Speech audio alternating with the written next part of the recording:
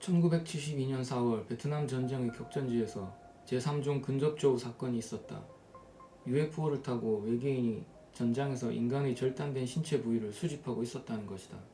1980년대 후반 UFO 연구가인 레오나르도 스트링필드 씨가 베트남 전쟁 중인 1972년에 캄보디아 톨레삽에서 발생한 놀라운 UFO 조우 사건의 세부 사항을 당사자로부터 정보 제공받았다.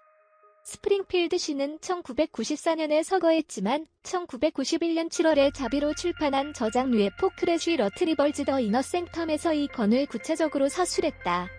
사건의 발단은 1972년 4월의 어느 밤, 은밀 행동 중인 미군의 저격 부대가 북베트남과의 군사 분계선 부근의 야음을 틈탄 악화상 강화한 것으로부터 시작된다.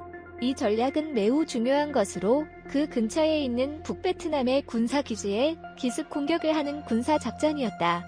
새벽의 공세 전에 저격 부대가 선행 원격 공격에 준비를 착수했다.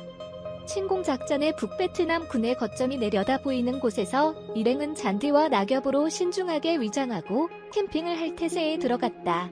가까이에서 아침을 기다리던 저격수들은 전혀 예상치 못한 사태로 전투에 참여할 수 없게 되어버린 것이다.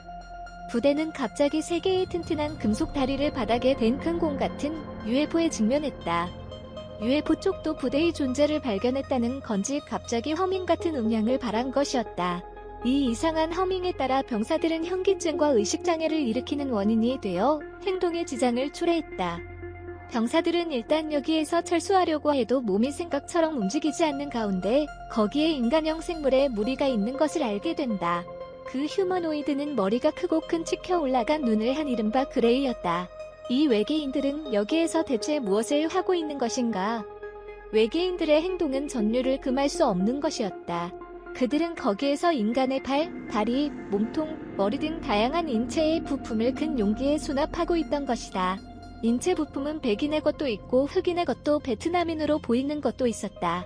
이것은 전사자의 시신인지 아니면 외계인들의 먹이인 것일까? 현기증과 의식장애를 어느 정도 제어하는 데 성공한 병사들은 포복 전진의 자세로 부대의 균형을 갖추었다. 에이리언들을 향해 지휘관의 명령에 일제히 사격했다. 일행이 쏜 총탄은 물론 외계인에게 명중한 듯하지만 그들은 전혀 동요하는 모습을 보이지 않았다. 그리고 다음 순간 이해할 수 없는 공격 방법으로 부대는 반격을 당해 군인 몇 명이 즉사하고 어떤 사람은 심한 화상을 입었다. 반격은 이걸로 끝나고 외계인들은 후퇴하면서 인체 부품이 담긴 용기를 가지고 UFO에 승선하고 기체는 곧 상공으로 날아갔다. 현장에는 즉시 구급대가 도착했다. 그러나 그들은 군인의 부대가 아니라 CIA 유형의 남자들이었다고 한다. 즉 밉, 맨인 블랙라는 것일까? 그리고 증언에 따르면 살아남은 저격 부대의 군인 모두에게 약물을 마시도록 명령이 떨어졌다. 이 약을 마신 병사는 그 체험한 사건을 곧바로 잊었다고 한다. 이렇게 이거는 당국에 의해 완전히 은폐됐지만 1980년대 후반에 저격부대의 2명의 멤버가 갑자기 악몽 같은 플래시백을 경험하고 1972년 4월에 겪은 이러한 이벤트를 기억한 것이었다.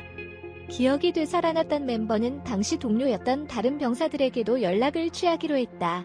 불행히도 이미 2명이 사망하고 3명이 연락을 받지 못했다. 그리고 1988년 8월에 살아남은 당시의 멤버가 한자리에 모여 논의한 결과 이 스토리를 세상에 알릴 필요가 있다고 판단하고 당시 UFO 연구의 1인자였던 스프링필드 씨에 연락을 하고 사건의 세부 사항을 말한 것이다. 시청해주셔서 고맙습니다. 좋아요를 눌러주세요. 반드시 채널을 등록하시고 알림을 켜주세요. 새로 영상이 등록되면 바로 아실 수 있습니다.